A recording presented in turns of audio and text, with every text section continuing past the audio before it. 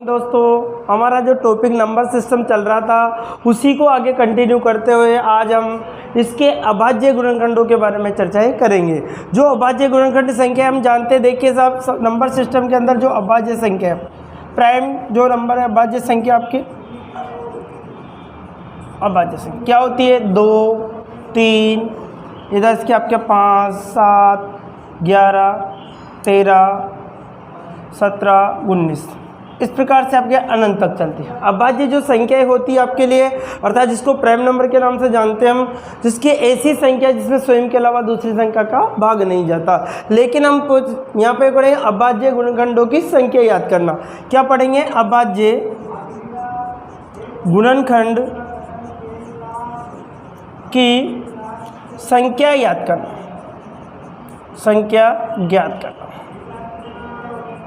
अभाज्य गुणनखंड की क्या निकालनी है आपको? संख्या याद करनी है। जैसे कोई संख्या हमारे लिए छोटा सा क्वेश्चन दे दिया, जैसे हमारे 24 दे दे, एक छोटा सा नंबर दे दिया हमारे कि 24 की क्या अभाज्य संख्या, आपको टोटल गुणनखंड क्या क्या बन सकते हैं वो निकालने हैं। तो आपको इसके फैक्टर कर लीजिए। सबसे पहले 2 का भाग देना है, कितनी बार? 12 बार जाएगा। फिर 2 का देना आपको कितनी बार? 6 बार। फिर 2 का जाएगा कितनी बार जाएगा आपका? 3 बार। फिर 3 का जाएगा 1 बार। ठीक है, जो टोटल आपके फैक्टर बनेंगे, देखिए इसको क्या लिख सकते हो आप? 2 की घात 2 कितनी बार है? 1, 2, 3 कितनी बार है? 3 बार। तो 2 की घात 3 इंटू 3 कितनी बार है? 1 बार। अगर हमसे पूछा जाते हैं कि अभाज्य गुणनखंड, क्या पूछा जाता है आपसे? अभाज्य गुणनखंड की संख्या, तो आपका आंसर क्या हो जाएगा? अभाज्य गुणनखंड की संख्या क्या हो जाएगा? ओनली फॉर आपको क्या देखना है? इसकी घात देखनी है। क्या देखनी है? इसमें घात देखनी है। घात देंगे क्या? 3 होगी प्लस कितना होगा? 1। टोटल अभाज्य गुणनखंड कितने? 4। टोटल अभाज्य गुणनखंड कितने हमारे? 4। हमसे पूछा जाता है कुल गुणनखंड बताइए। कुल गुणनखंड, कुल गुणनखंड निकालने हो तो जो घात दी जाएगी उसमें 1 जोड़ दिया जाता है। जो घात दी जाती है उसमें कितना जोड़ दिया जाता है? 1 जोड़ दिया जाता है। घात कितनी है हमारे पास? 3 प्लस 1 कर दिया। फिर देखिए इसमें 1 प्लस 1, यहाँ पर कितनी घात है? 1 घात है तो 1 कर दिया। तो 3 प्लस 1 और 1 प्लस 1 कितना हो गया? 4 इंटू क्या हो गया? 2। टोटल कितने गुणनखंड बनेंगे? 8। टोटल कितने गुणनखंड के बनेंगे? 8। हमसे अभाज्य गुणनखंड तो कितने बने थे? 4 बने थे। कुल गुणनखंड कितने बनेंगे? 8। इसी प्रकार से जैसे हमें निकालने सम गुणनखंड, सम कितने होंगे? टोटल जो सम निकालने, तो क्या करना है? सम की जो घात होगी उसको बाहर लिखा जाएगा। सम की जो घात होगी उसको कहाँ लिखा जाएगा? बाहर निकाला जाएगा। और जो बचा होगा उसमें क्या करना है? 1 जोड़ देना है। जो दूसरी घात बचेगी उसमें क्या करनी है? 1 जोड़ना है। सम घात को तो एज इट इज लिखा जाता है, और जो घात है दूसरे की उसको 1 जोड़ के लिखना है। तो क्या बनेगा? 3 इंटू क्या बनेगा? 2। तो आपके सम गुणनखंड कितने निकलेंगे? 6। सम गुणनखंड कितने निकलेंगे आपके? 6 निकलेंगे। और एक दूसरा होगा आपका विषम गुणनखंड। क्या होगा आपका? विषम गुणनखंड। विषम गुणनखंड दूसरा क्या होता है साहब? हमारा विषम गुणनखंड होता है। तो विषम गुणनखंड निकालने के लिए क्या करना होगा आपको? समझिए साहब, विषम घात में 1 जोड़ना है। विषम घात में कितना जोड़ना है? 1। तो विषम घात कितनी है? 1 है। 1 में 1 जोड़ा तो कितना होगा? 2। 1 में 1 जोड़ा तो कितना होगा? 2। तो देखिए हमारे पास टोटल गुणनखंड कितने थे? 8 थे। तो सम और विषम के देखो दोनों का योग भी कितना होगा? 8। तो टोटल गुणनखंड कितने थे हमारे पास? हमने सम निकाले तो कितने निकले? 6 निकले। विषम निकाले कितने निकले? 2 निकले। और अभाज्य गुणनखंड में कुछ नहीं करना, आप लोग ओनली पर क्या देखनी है? घात। इसी प्रकार से जैसे और क्वेश्चन से कोई भी आ जाता है आपके घात के रूप में पूछा जाता है, तो टोटल आप निकाल सकते हो उसको। जैसे एग्जाम्पल पर कोई भी क्वेश्चन अगर आपके एग्जाम में आ जाता है, जैसे एग्जाम्पल 2 की पावर 3 आ गई, 3 की पावर 2 आ गई, 5 की पावर 1 आ गई, इस प्रकार से कोई क्वेश्चन आ गया। अब इसमें आपको क्या निकालना है? सबसे पहला पॉइंट है आपको अभाज्य गुणनखंड निकालना है। क्या निकालना है? अभाज्य गुणनखंड। अभाज्य गुणनखंड। तो अभाज्य गुणनखंड में क्या करना है आप लोगों को? ओनली फॉर क्या देखनी है? घात देखनी है। घात कितनी है? 3, ठीक है, प्लस 2 प्लस 1, टोटल कितने हो गए? 6। कितने अभाज्य गुणनखंड है हमारे पास? 6 अभाज्य गुणनखंड। दूसरा है हमें टोटल गुणनखंड निकालना, कुल गुणनखंड निकालना। तो कुल गुणनखंड निकालने के लिए क्या करेंगे हम? जो घात दी जाएगी उसमें 1 जोड़ के गुणा करते हैं। तो घात कितनी थी? 3 + 1 जोड़ा, फिर देखिए 2 + 1 किया, फिर 1 + 1 किया। तो घात में कितना जोड़ना है? 1 जोड़ना है और उसको आगे लिखना है। तो 2 कितना हो गया? 4 × 3 × 2, 4 × 3 × कितना हो गया? 2। तो देखिए 4 × 12 12 2 कितना हो गया? 24। टोटल गुणनखंड कितने निकले? 24। कितने हो गए आपके? 24 गुणनखंड हो गए। टोटल गुणनखंड कितने हो गए हमारे? 24। अब देखिए इसी प्रकार से जैसे नेक्स्ट क्वेश्चन था आपका कि सम, क्या निकालना है? सम गुणनखंड निकालना है। क्या निकालना है? सम गुणनखंड।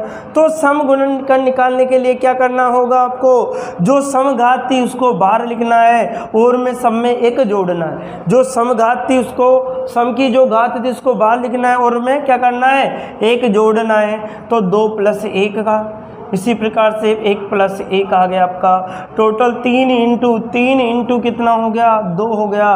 3 × 3 कितना हो गया? 9 9 2 कितना हो गया? 18। टोटल हमें कितने मिले? सम गुणनखंड 18 मिले। और एक लास्ट में निकालना है हमें विषम गुणनखंड। क्या निकालना है हमें को? विषम गुणनखंड। क्या निकालना है आपको? विषम गुणनखंड निकालना है। तो विषम गुणनखंड निकालने के लिए क्या करना होगा आपको? देखिए सिर्फ विषम संख्या की घात में 1 जोड़ना है। सिर्फ विषम संख्या की घात में कितना जोड़ना है? 1। तो 2 + क्या करना है? 1 करना। और देखिए साहब 1 + 1 करना है। 2 और 1 कितना हो गया आपका? 3 × कितना हो गया? 2। टोटल कितना हो गया? 6। तो टोटल कितने गुणनखंड होगा आपके? 6। हमसे अभाज्य गुणनखंड पूछा जाता है तो कुछ नहीं करना आपको, तो क्या करना है? 3 + 1 डायरेक्ट घात देखनी है और आंसर आ जाएगा आपका। कुल गुणनखंड निकालने तो घात में 1 जोड़ना है और गुणा करके लिखना है आपको। सम गुणनखंड पूछा जाता है तो सम घात को आगे लिखना है और सभी घातों में 1 जोड़ के आपको गुणा करना है। तो आपको सम गुणनखंड। विषम गुणनखंड निकालने तो आपको विषम घात में 1 जोड़ के गुणा करना है। इसी प्रकार से और भी क्वेश्चन हम कर सकते हैं। कोई भी एनीवन कोई भी क्वेश्चन आपके आ जाए एग्जाम में तो सारे क्वेश्चन इससे आप निकाल सकते हो। देखो मैथ सीखना कोई बड़ी बात नहीं, अगर इस पर कंटिन्यू करें। देखो प्रैक्टिस मांगती है हर चीज़, बिना प्रैक्टिस कुछ नहीं कर सकते आप। अगर आपको आगे बढ़ना है, बड़े बड़े कंपटीशन फाइट करने हैं, तो आपको नई नई चीज़ें सीखनी पड़ेगी, नए नए छोटे छोटे पॉइंटों पर आपको ध्यान रखना पड़ेगा। इसी प्रकार से हम जैसे और एक और क्वेश्चन ले लेते हैं। छोटा सा क्वेश्चन ले लिया, जैसे एग्जाम्पल 2 की घात हमारे आ गई 4, 5 की घात आ गए हमारे 3 आ गए। इसी प्रकार 7 की घात 2 आ गई और एक आपके आ गई 7 की घात 2 आ गई, एक आपकी 11 की 11 आ गया। इस प्रकार से 11 की घात 1। इस प्रकार से एक बड़ा सा दे दिया गया।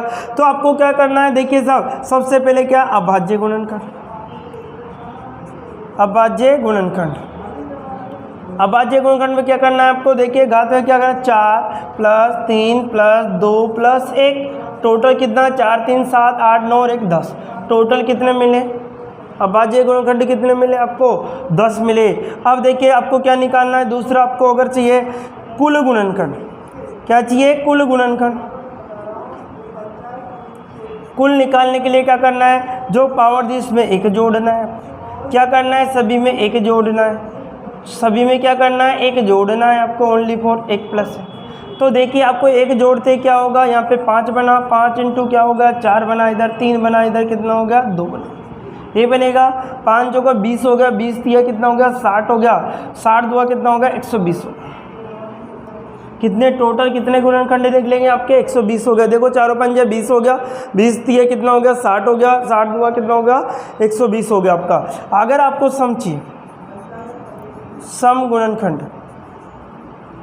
तो क्या करना है? समघात को आगे लिखना है और में सब में 1 जोड़ना, और सब में 1 जोड़ना। कितना होगा? 4 × 4 × 3 × 2, ये बनेगा आपका। ठीक है, 4 × 4 हो गया आपका। देखिए साहब कितना हो गया था? 416 हो गए। 16 × 3 कितना है? 6 हो गया। 6 × 36 हो गया आपका। 3 हासिल क्या हो गया? 6 3 कितना हो गया? 9। कितने हो गए? 96 आपके। टोटल सम कितने मिले? 96 मिले। अगर आपको विषम चाहिए, क्या चाहिए? विषम। तो विषम निकालने के लिए क्या करना होगा, देखिए साहब विषम गुणनखंड निकालने के लिए आपको क्या करना होगा, विषम गुणनखंड निकालने के लिए देखिए साहब क्या करना होगा, सबसे पहले बताइए मेरे लिए। तो आपको क्या करना है, कुछ नहीं करना, विषम में विषम संख्या की घात में 3 में 1 जोड़ा, 2 में आपको 1 जोड़ा और 1 में 1 जोड़ा, ये विषम संख्या थी। अब देखिए साहब यहाँ पे 4 हो गया, यहाँ पे 3 हो गया, यहाँ पे 2, कितना हो गया, 4 तिया 12 हो गया, 12 दूगा कितना हो गया, 24 हो गया।